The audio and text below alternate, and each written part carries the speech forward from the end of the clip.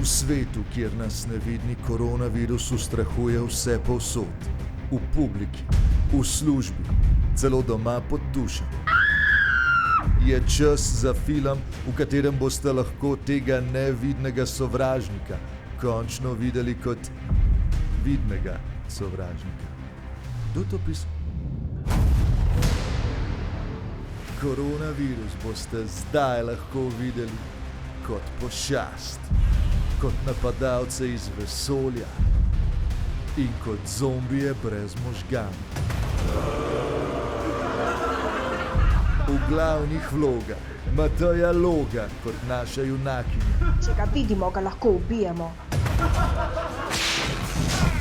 Zoran Stevanović kot vodja zombijev in v vlogi koronavirusa Denise Dane po njeni zadnji lepotni operaciji. Od ustvarjalcev filmov Covidzilla, 2019 vesoljska tragedija, Koronmagedon in trilogije Srečno Krekec, Krekec nad Koroninim breznom in Krekčeve ukane prihaja najnovejša uspešnica Dan neodpornosti.